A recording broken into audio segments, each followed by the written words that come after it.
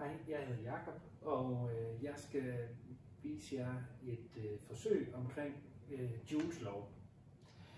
Og til det forsøg, der opbygger vi et elektrisk kredsløb. Det har en negativ pol og en positiv pol, og så har det en ledning, som går igennem et amperemeter. Så går det videre til en resistor modstand, og så går det tilbage til den negative pol. Og vi i det her forsøg, der vil der blive afgivet noget energi i den her resistor. Og den energi har en effekt, som kan beregnes ved hjælp af Joules lov. Effekt lig med resistans gange med strømstyrke i anden. Nu er det også sådan, at effekt er energi per tid. Så hvis vi nu lader den her strøm køre i noget tid, så vil der over tid blive afgivet mere og mere energi i det her kredsløb, eller i den her resistor. Og den energi kan vi altså beregne som effekt gange tid. Det vil sige, at energien, som bliver afsat i vores resistor, er givet som effekt gange den tid, der går. Og effekt var det samme som resistans gange strøm i anden. Det skal vi så gange med tiden, og det kalder jeg for delta lille t. Jeg bruger lille t for tid og stor t for temperatur. Delta, fordi det er en ændring i tid. Så det her, det er en formel for den energi, der bliver afsat i resistoren. I vores forsøg, der vil vi nedsænke den her resistor i noget vand. Det betyder, at den energi, der bliver afgivet i resistoren, den bliver tilført til det her vand, hvilket gør, at temperaturen stiger. Og hvis man nu kunne måle den her temperaturstigning, det kan vi rimelig nemt ved hjælp af at bruge et termometer, så kan man beregne, hvor stor en energi, der er blevet tilført til vandet. Det kan man ved hjælp af den her form. Energi er lig med masse gange varmefylde eller specifik varmekapacitet gange med igen et delta, og nu bliver det et stort T, altså temperaturændringen. Så ved vi, at der gælder energibevarelse. I hvert fald så længe vi har et lukket, isoleret system, så kan der ikke opstå noget energi ud af ingenting, der kan ikke forsvinde noget energi. Så vi antager i det her forsøg, at vi har et lukket, isoleret system. Det vil sige, at der er ikke nogen varmeudveksling med omgivelserne. Hvis vi har det, jamen så må de her to energier være ens. Al den energi, der bliver omsat i resistoren, bliver afgivet til vandet. Så de her to må altså give det samme tal. Derfor kan vi sætte dem lige med hinanden.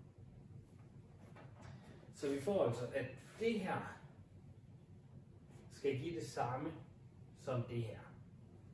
Og det skriver jeg sådan her. R gange i anden gange delta lille t, det vil jo stå hernede, skal altså være det samme som vandmassen gange vandets varmefylde gange med temperaturændringen.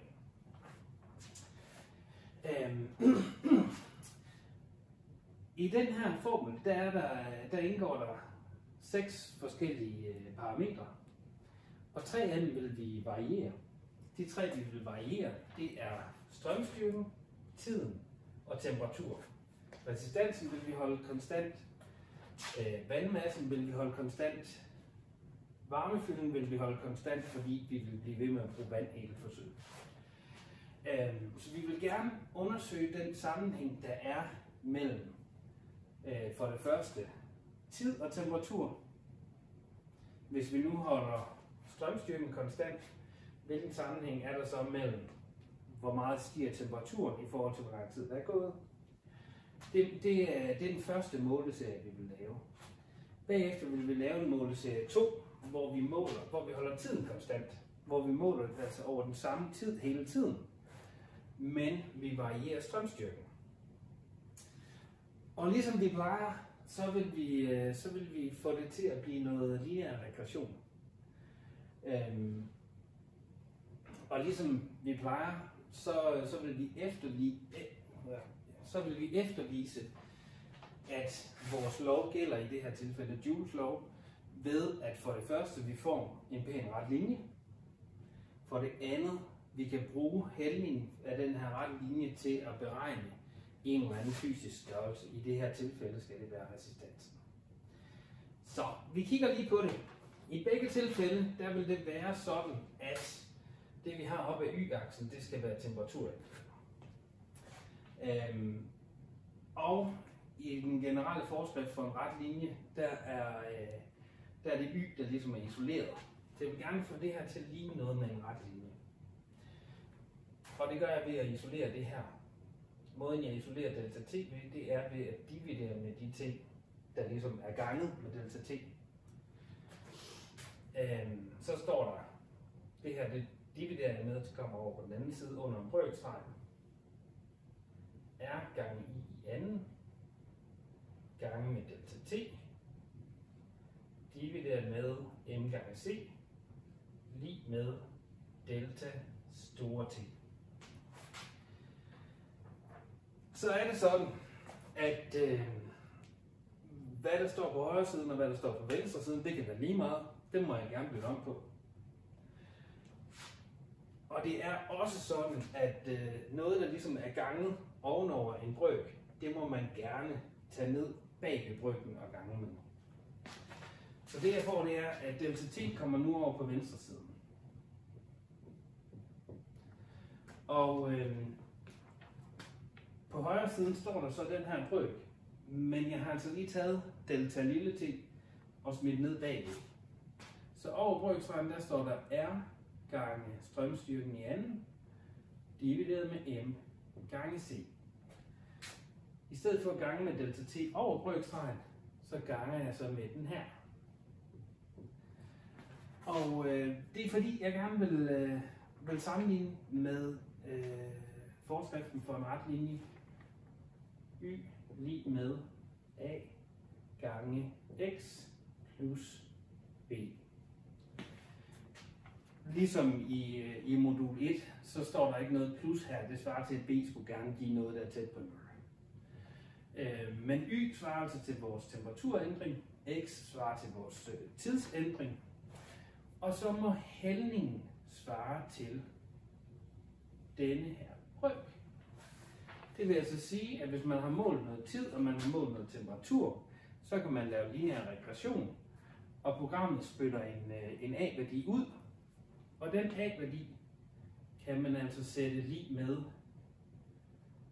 resistans gange strømstyrken i anden, divideret med M gange C. Og som jeg sagde tidligere, så vil vi gerne bruge den her hældning til at beregne en eller anden størrelse, og det er en tabelværdi. Og den tabelværdi, vi gerne vil beregne, det er vores resistans. Så jeg skal have isoleret resistansen.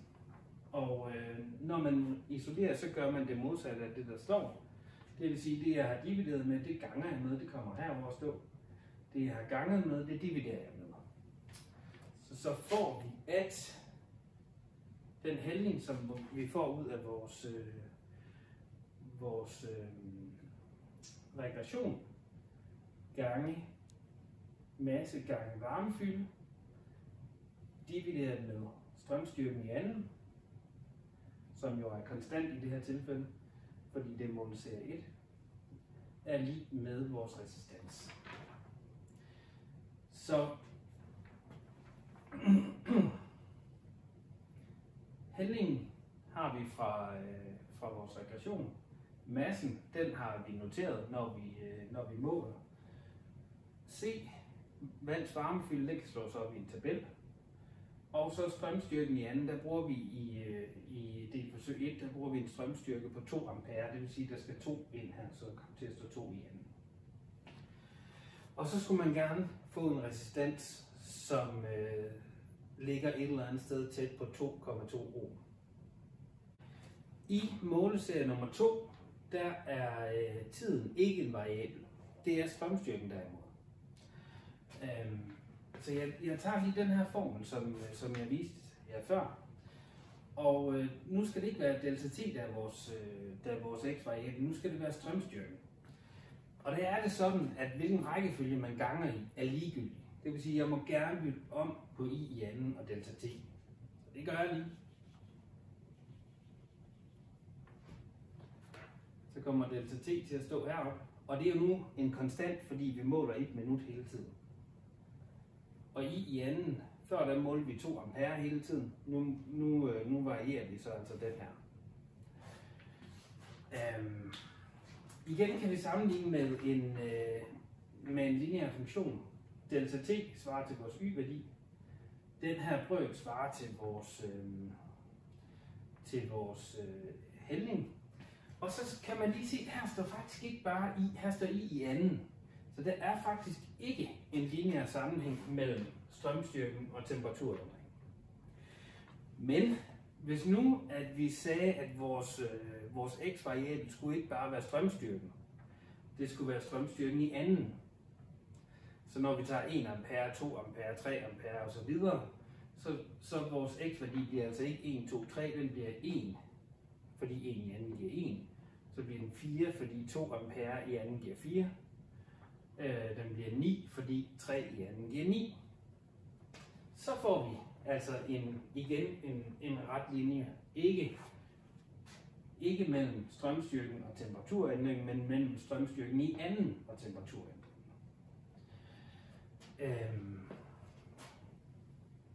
Og igen er det her lig med hældningskoefficienten. Så vi får igen, at A er lig med R gange, før stod der i anden, nu står der delta t. Forskellen er det, at før var tiden en variabel, nu er det en konstant. Før var strømstyrken en konstant, nu er det blevet en variabel. Så man får altså en anden hældningskoefficient her i måleserie 2, end man gør i måleserie 1. Og det er rigtig vigtigt, at i måleserie 1, der bruger man den med strømstyrken i anden, som er konstant, og i måleserie 2, der bruger man den med tiden i anden. Med tiden, som i måleserie 2 er konstant. Og igen, så isolerer vi resistansen. Det gør vi igen ved gange med det, der stod under brøkstregen, og dividerer med det, der stod over brøkstregen. Så der står A gange M gange C, divideret med delta t lige med R. Her har vi opstillingen til forsøget med Joules lov. Vi har et termobæger med vand i, som jeg har afmålt. Så har vi vores resistor, som passer til at gå ned i termobægeret. Vi har en magnetomrør, hvor jeg har en magnet nede i vandet, som vi bruger til at røre rundt i vandet, sådan så at varmen fordeler sig. Så har vi en spændingsforsyning her, og vi har et multimeter her, som kan måle forskellige ting, blandt andet strømstyrke. Og jeg starter med at lave mit elektriske kredsløb. Og her har jeg altså spændingsforsyningen slukket. Og der er reglen den, at man tænder ikke for det, før man har haft en lærer til at kigge på det. Og se, at det er rigtig stillet op. Så jeg starter et plus. Og så skal jeg have den hen til mit multimeter her, eller mit amperemeter. Og den har 4 forskellige indgange. Og der står lidt forskelligt. På den første her, der står der 20 ampere. Det betyder, at den kan måle strømstyrke, fordi strømstyrke er den fysiske størrelse, der har enheden ampere, og den kan måle op til 20 ampere. Her der står der MA og MA, det står for mikroampere og milliampere. Det vil sige, at den her bruger man altså til at måle små strømstyrker. Den har en større præcision, end den her har. Til gengæld så gør amperemeter de stykker, hvis man sender store strømstyrker igennem den her. Så den bruger vi ikke. Vi bruger den her, fordi vi vil måle strømstyrker, der er større end 1 milliampere og mikroampere. Så er der den her, der står COM. Det står for common, som betyder fælles. Det vil sige, den skal man altså altid bruge. Uanset hvad man skal måle, så skal man sætte et stik i den her. Og så er der den her, der står V og omega. Den bruges altså til at måle spænding, målt i volt, og resistans, målt i ohm. Og det er ikke det, vi skal bruge lige nu. Det kan være, at vi skal bruge det til et andet forsøg, men lige nu der skal vi altså have vores ledning ind i den her, der hedder 20 ampere. Og så skal vi have en ny ledning. Den skal så i den her udgang, der hedder common. Her. Og så skulle strømmen gå fra vores multimeter over til vores resistor. Og fra resistoren skulle den gå tilbage til spændingsforsyningen. Og når man så gerne vil måle noget med det her multimeter, så er der nogle forskellige knapper. Og vi skal beslutte os for, hvad det vil måle. Jo, vi vil gerne måle strømstyrke, som er målt i ampere, og vi vil gerne kunne måle op til 20 ampere, det vil sige, at vi skal have den herover. Og nu måler den, der står 0 på den her, det ved jeg ikke, om man kan se, men det gør der altså. Det er jo meget passende, for vi har ikke tændt for apparaturen. Vi skal også måle temperaturen, og derfor sætter jeg et termometer i. Den er god lige at sætte i et stativ, sådan som man har styr på, hvor den er henne. Og den sætter jeg ned i termobæret et sted, hvor den helst ikke skal være lige præcis oven i resistoren, fordi den skulle gerne måle sådan middeltemperaturen i hele vandet. Så er det blevet tid til at tænde vores spændingsforsyning. Og spændingsforsyningen, den har 2 knapper. For det første så kan den måle AC, som står for vekselstrøm. Det skal vi ikke bruge til noget. Vi bruger DC, som står for direct current, altså jævnstrøm. Og herover der har den 2 knapper. Tænder den lige.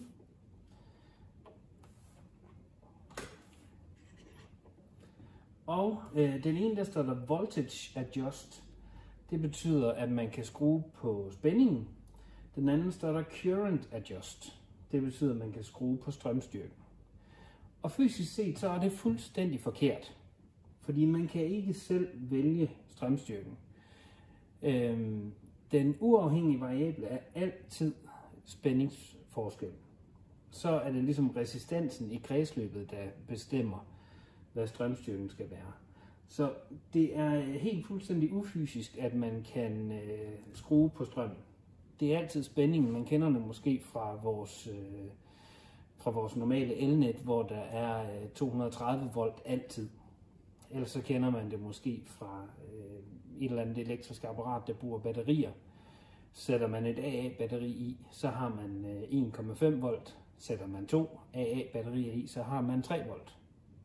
Og så videre. Altså spændingen er fastsat. Så jeg skruer bare fuldstændig op på den. I virkeligheden virker det sådan, at de begge to sætter en grænse for, hvor højt strømmen og spændingen må være, og så er det ligesom den laveste grænse, der sætter, hvad der bliver målt. Eller hvilken strømstyrke, der kommer igen.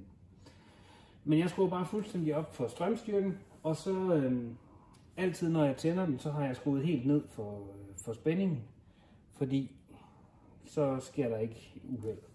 Så skruer jeg lige så stille op for spændingen, indtil jeg får en strømstyrke på 2 ampere, fordi det er det, jeg gerne vil have. Og jeg aflæser strømstyrken over på multimeter. De giver ikke nødvendigvis helt fuldstændig det samme. Vi får den mest præcise måling på multimeter. Og det er meget, meget svært at ramme præcis 2 ampere. Og det er heller ikke nødvendigt at ramme præcis 2 ampere, fordi det er bare et eller andet tal, jeg har fundet på. Lige nu står den på 1,9899, og det er længe fint. Man skal bare huske så at notere den strømstyrke, som har været der i virkeligheden, og ikke den, som stod i vejledningen. Så jeg noterer altså en strømstyrke på 1,98 ampere. Og så går jeg ellers i gang med at måle. Og det jeg gør, det er, at jeg tænder for et stopur. Og lige præcis på det tidspunkt, hvor jeg tænder for stopuret, så aflæser jeg også temperaturen. Og så hver gang der er gået et minut, altså 60 sekunder, så aflæser jeg temperaturen igen. Så nu aflæser jeg, at til tiden, jeg ved godt, at den har været i gang, og vandet er også blevet varmere, end det var fra starten af. Det gør sådan set ikke noget. Vi skal bare have styr på, hvad temperaturen er på det tidspunkt, hvor vi starter tiden. Så til starttidspunktet, der er temperaturen 28,4 grader. Så det noterer jeg på i mit skema her.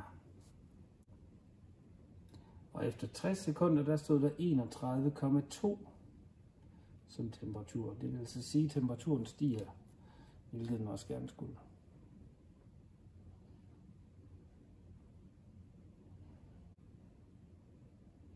Efter 2 minutter stod der 33,7 sekunder.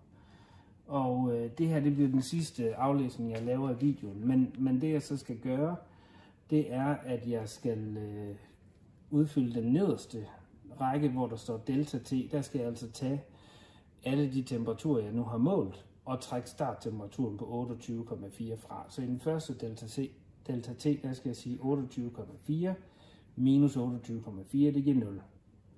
I den næste, der skal jeg sige 31,2 minus 28,4. I den næste skal jeg sige 33,7 minus 28,4. Det er altså hele tiden 28,4, jeg skal trække fra. Og når man så har regnet delta T ud for alle de her målinger, så kan man lave lineær regression og beregne resistansen ud fra den formel, som jeg forklarede i teorien. Det var måleserie 1. Nu er jeg klar til måleserie 2, og jeg har skruet ned for spændingen, ligesom man altid skal gøre, når man tænder for spændingsforsyningen, og nu er jeg klar til at tænde. Og nu vil jeg variere strømstyrken, mens jeg hele tiden måler i 1 minut. Så jeg starter med at skrue op for spændingen, indtil jeg får en strømstyrke på 1 ampere. Og ligesom før, så er det ikke nødvendigt, at det bliver præcis 1 ampere. Jeg skal bare vide præcis, hvad strømstyrken har været.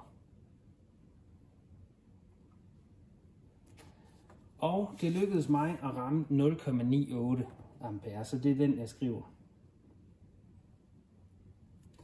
Og når jeg så har fået det noteret, så aflæser jeg en starttemperatur på samme tid, som jeg tænder for tiden. Så jeg tænder for et ur nu, imens temperaturen var 38,0.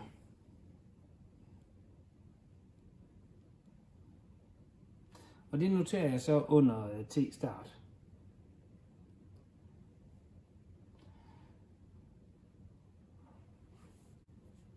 Når der så er gået 1 minut, så er jeg klar til at aflæse T-slut.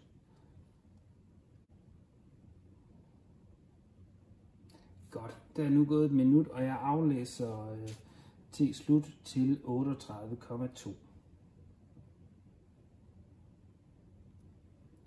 Så kan jeg så regne delta T ud som forskellen imellem de to, og det giver så i det her tilfælde 0,2 grader. Næste måling, der skal jeg skrue op til 2 ampere, eller cirka 2 ampere.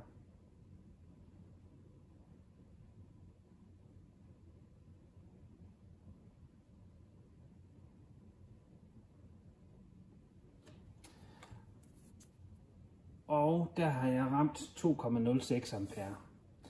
Og jeg gør ligesom før.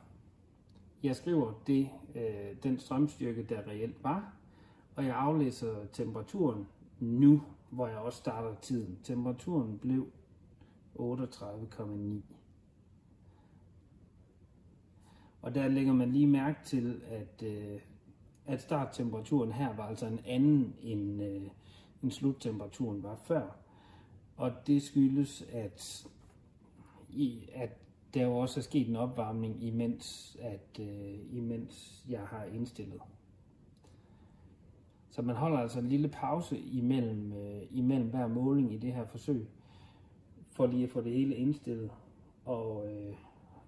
Og det gør ikke noget, det er bare sådan, det skal være. Jeg aflæser en sluttemperatur på 42,1. Og så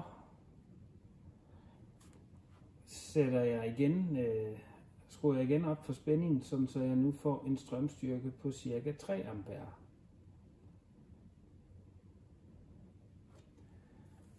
Og den her gang rammer jeg 3,02.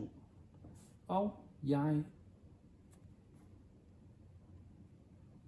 starter tiden, samtidig med at jeg aflæser 43,9.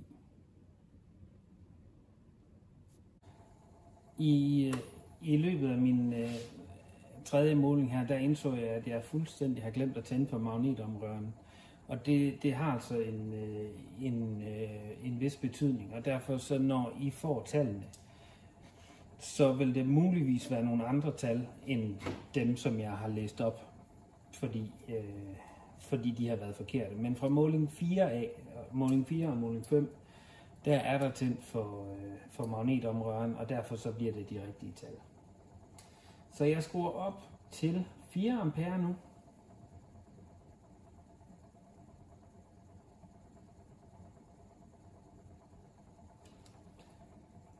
Og jeg starter tiden ved temperaturen 37,8. Og jeg rammer en strømstyrke på 3,95.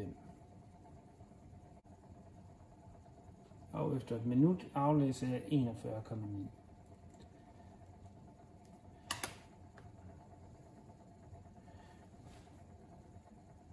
Nu sætter jeg så min spænding op igen, sådan så at jeg får en strømstyrke på 5 ampere.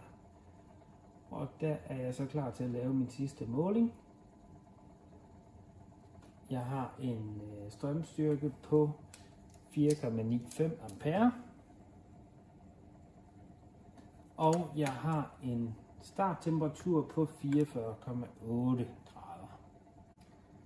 Og efter et minut får jeg en temperatur på 52,1 grader.